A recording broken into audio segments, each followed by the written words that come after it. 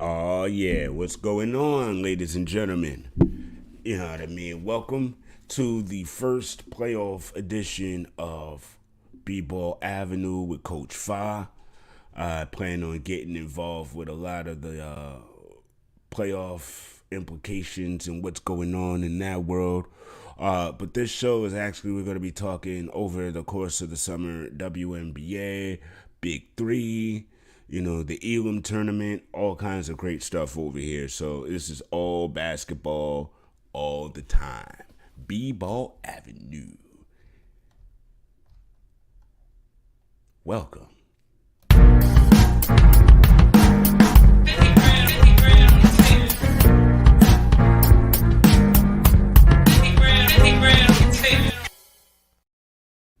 Bang. All right, so we got a lot to jump into right now. So before we get into what's going on currently, I definitely need to go back just a little bit, and we will do that right after this. Don't forget to pick up the brand new novel from Dr. Ben Carson. I forgot to wash my gifted hand. And now I got COVID, goddammit. What the hell is wrong with me supporting this daggone administration? Man, I'm glad they got let go, man. I'm glad the American people voted. But I mean, the motherfucker put me in charge of housing. Black people been yelling at me for 4 years. It's ridiculous. Ben Carson, I forgot to wash my gifted hands. And we are back. All right, so ladies and gentlemen, there's been over the past, I don't even decade maybe, there's been this big issue about super teams, and it always seems like every year there's always one team or two teams trying to recreate super teams to try to steal a championship, and lately it's really been falling by the wayside. It's like there's only one player that the super team factor works for, and lately it's not even been working for that player. So super teams, they've been kind of blasted by teams like Milwaukee, teams like Memphis, teams like the Suns, teams that drafted well and built around that and are seeing success. To me, that's always been the way to build a team. The when the twins activate, let's form Voltron kind of vibe. I've never really liked it. You know what I mean? But it's there. It's been there. But lately, it looks like it's fading away. And one of the bigger failures this year just really happened to be a horror show. The Lakers horror show. Where you got Russell Westbrook, who arguably played like crap a lot of the time this year. He did not elevate his game the way we're used to him elevating his game. He was better off with the Wizards. He had less of a microscope, more room to grow and build. He my humble opinion, he should have stayed with the Wizards. But neither here nor there. He came to the super team with LeBron and AD, and the championship was just supposed to be theirs because they walked in the building. And unfortunately, it didn't work out that way, and they lost their coach, a coach that really didn't have a voice because LeBron was a bigger voice on that team. Rob Pelinka was a bigger voice on that team. Jenny Buss and Kurt Rambis. Kurt Rambis was a bigger voice on that team. They had too many cooks, not enough, not enough servers, And when you put all those eggs in a win now basket and you don't win now, it looks very bad. And I honestly, guys, I don't know what the Lakers are going to do. I mean, they're still cap strapped. Russell is talking like he wants to come back. I don't know what they're gonna do.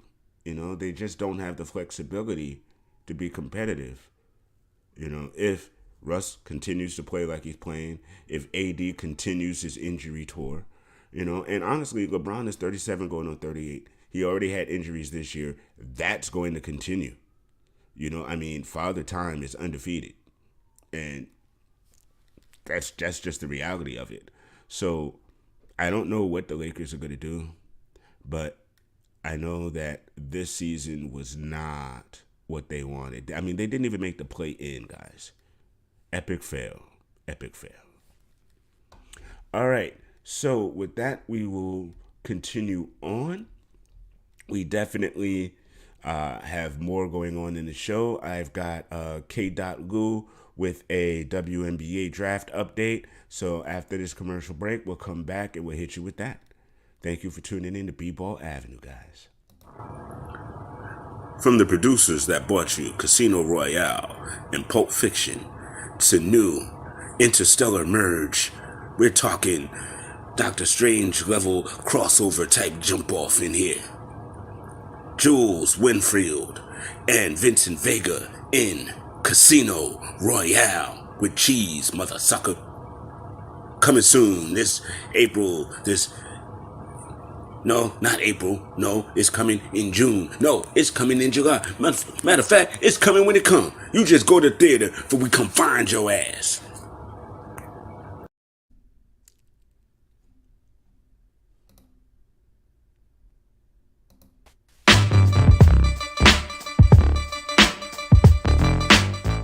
What up? What it is? What's poppin'? It's your neighborhood nice guy K-Dot back with another episode of Off the Bounce, a Keeping It 9450 code named WBB Short, powered by 265 Media.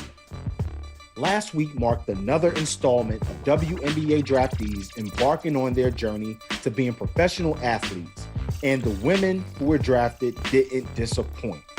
Whether it was the dope fits or amazing personalities, they shined their brightest at the 2022 WNBA draft in New York City. The draft was quite a surprising one, as we experts knew where the first three picks were going in Ryan Howard, NaLyssa Smith, and Shakira Austin. But to say the rest of the round was a surprise, that would be an understatement. Let's just say we were all like this.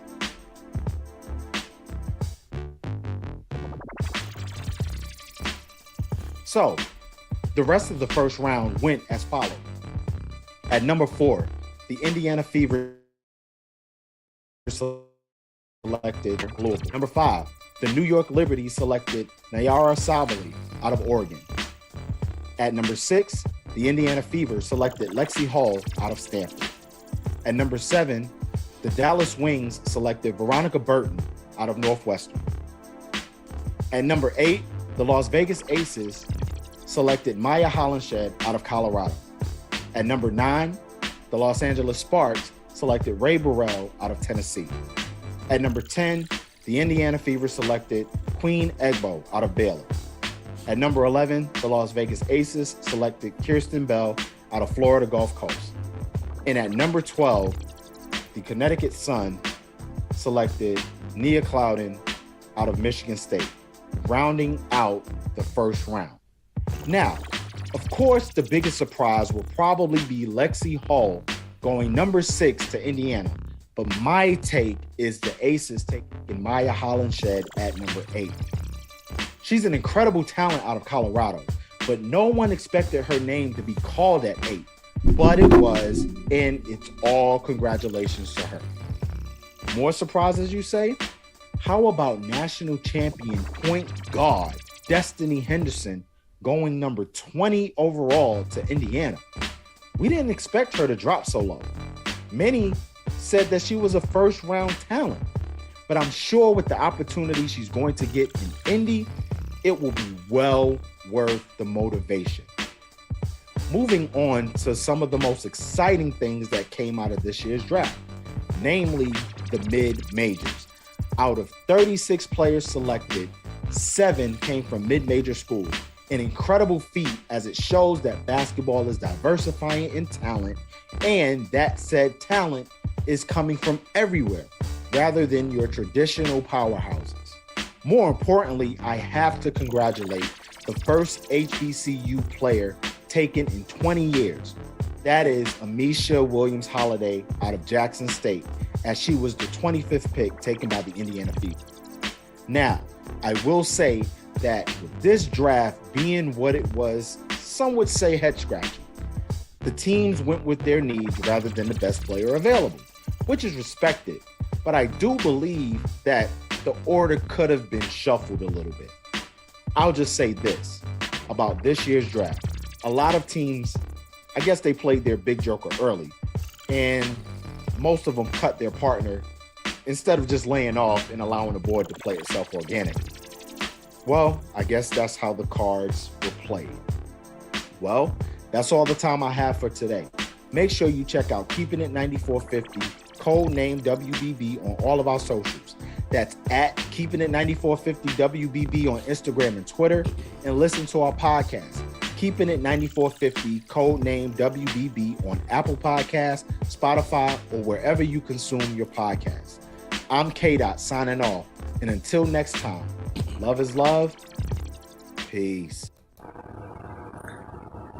New from Disney, Pixar, and New Line Cinema comes the roughest, toughest, most disturbed toy movie you've ever seen. That's right. These toys bite, and their bite is real. And there's a lot of teen angst in there too.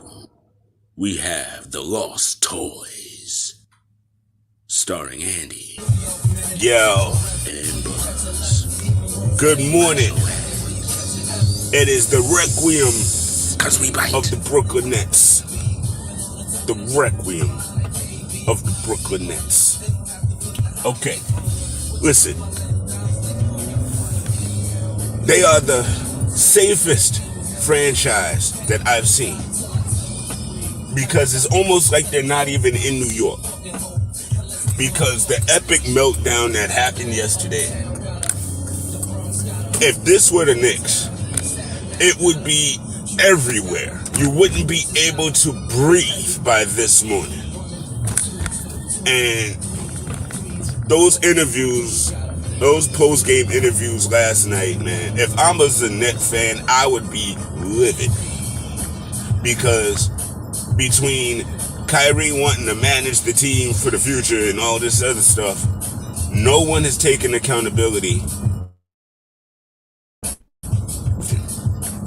No one has stepped up and said, yo, we had plans to do more, we didn't, we failed. No, it's, we're gonna, go to off season, we're gonna come together, we're gonna gel.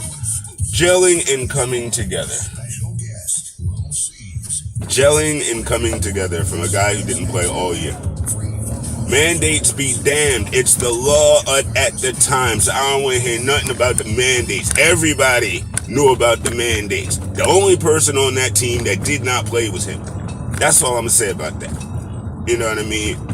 If you didn't want to be vaxxed, okay, I hear you, whatever. But at the end of the day, you made a personal decision over your team. And yeah, some people out there will be like, yes, of course you do. And I'm sorry, team sport. I don't think so. But that's just my opinion. End of the day, you didn't play. Don't act like, you know what I mean, that wasn't a factor. Don't do that. Oh, well, we didn't have chemistry.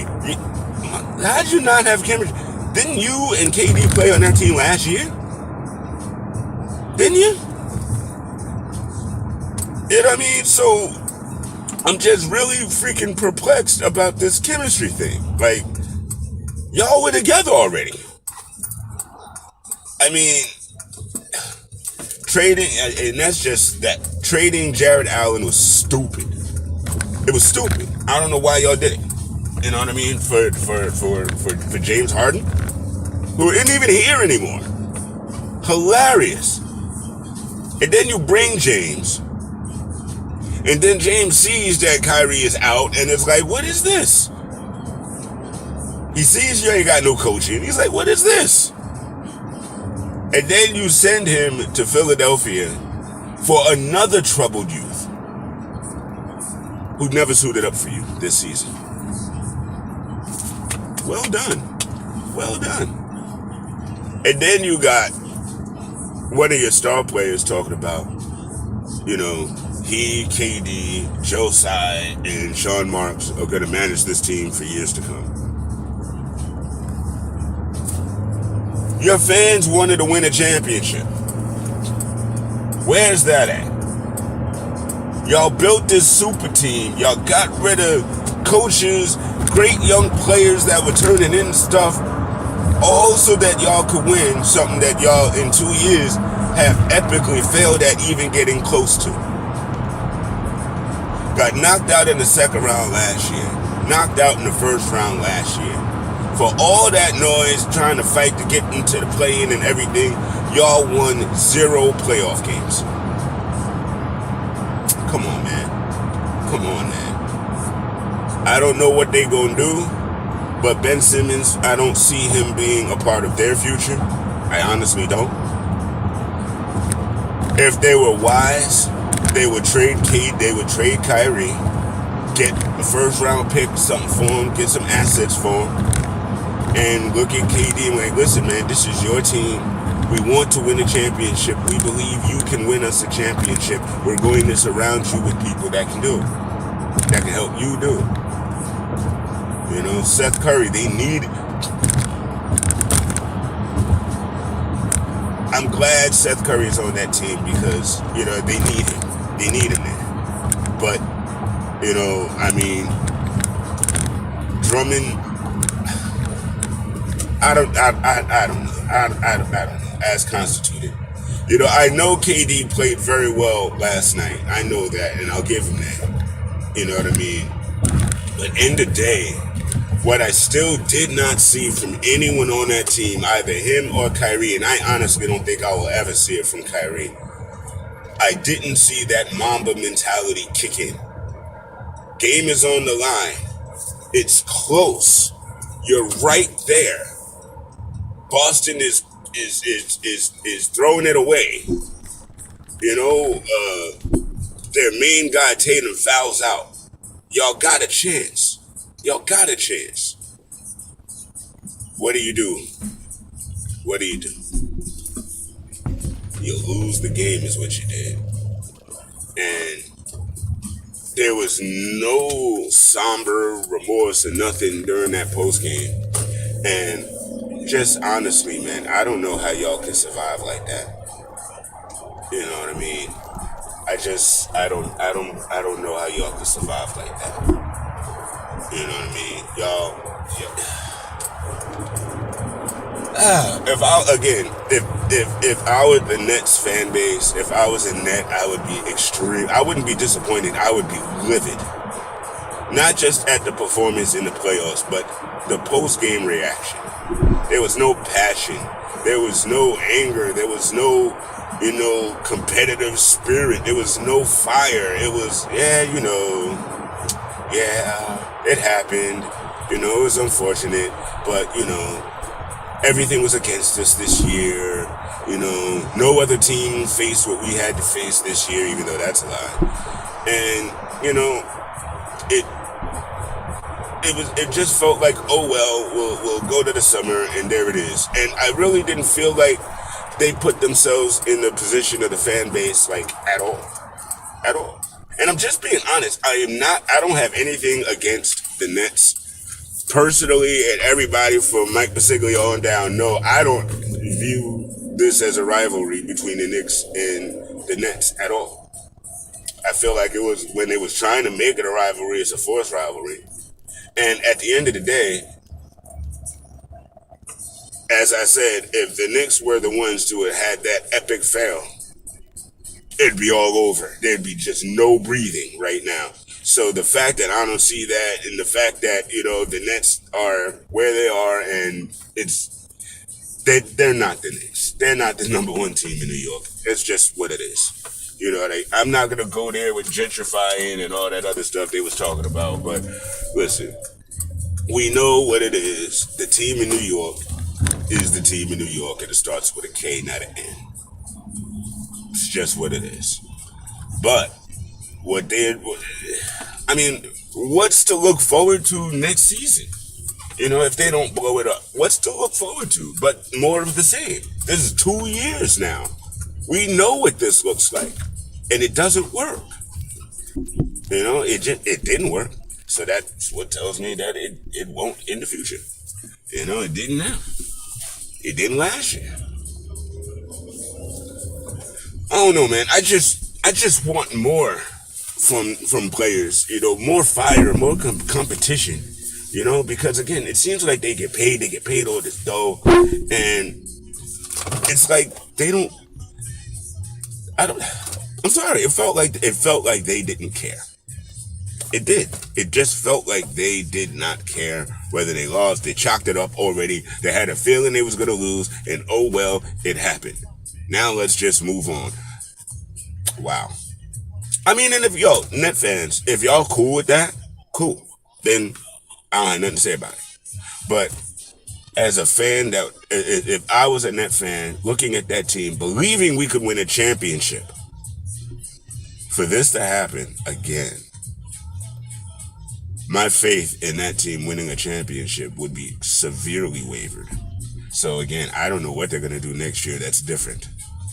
You know what I mean? And I'm gonna be 100% with y'all as I end this.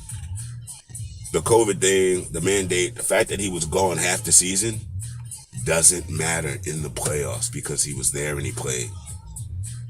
So all that came, you're in the playoffs now. It's a different animal. You've been with this team for over a year. Chemistry should not be an issue. You know the coach. You're not new to this team. KD is not new to this team.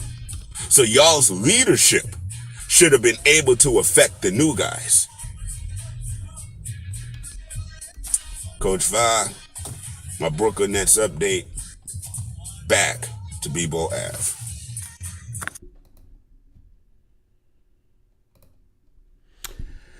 Yeah. Just had to, wax that and get that in. Again, at the end of the day, I just felt like they mailed it in, and there needs to be some accountability for mailing it in. It ain't just on the coach, you know what I mean? Especially when you got, Hall of Fame-esque players on your team. Got to do better than that. Got to do better. All right, so as the playoffs stand right now, the 76ers lead Toronto 3-2. They blew it last night again. They could have had it closed out, and they didn't. Harden needs to step up. 15 points? Come on, dude. You can do better than that, and they need you to do better than that, especially with Embiid's injury. Step up. But we'll see. Miami just kind of need to put Atlanta out of their misery. They're up 3-1, and that should be closed out today. 7 o'clock, tune in. Put them out their misery. New Orleans and Phoenix. Devin Booker missing from this is putting Phoenix in a horrible position because the Pelicans are hungry and they smell blood in the water and they're coming. I still have Phoenix winning this, but they have to figure out where they're going to get offense from with Devin being out. Golden State in Denver. The next game is tomorrow. Golden State leads 3-1. They need to stop playing with Denver and put Jokic and them out of their misery and get that done. Dallas beat Utah last night, and I really see the shimmer and the glimmer of Utah eroding before our very eyes. Dallas is an aight team, but they beat Utah without Luka Doncic twice. That's unacceptable. Memphis, Minnesota has turned into probably the most fun series of the playoff first round so far. Excitement, energy, it's been ridiculous. I don't know who's going to win that one, but I think that one is definitely going 7. Milwaukee, Chicago. Bucks need to put the Bulls out of their misery, straight up. They're not going to win the series. Winning another game won't make sense. It'll just prolong the inevitable, and the Bucks could use the rest because they got Boston next. Let's see, and yeah, that's about it. That's the synopsis as it is right now. I don't want to start waxing on the next series for the Celtics. We're assuming it's the Bucks, but you know, let's wait till that actually happens before I start waxing on that. You know, with Chris Middleton and all of that going on. But Boston is here, and they trying to be here to stay. So that's just been a lot of fun. So guys, gals, everyone for tuning in, thank y'all. Appreciate it. Thank you for the comments. Big Ethan in the building. Yeah, so give it I'll probably come back in about 3 to 4 days after the results of a couple of more of these in the first round. So look for this maybe next week. You know what I mean? I'll definitely let y'all know. Let me know if you enjoyed this episode. Let me know if I gave y'all some stuff. All right? And I will see y'all next week. Once again, it's your main man, Coach Fa, hanging in for B-Ball Avenue. I appreciate your time, guys. Have a great rest of your Tuesday and the rest of your week.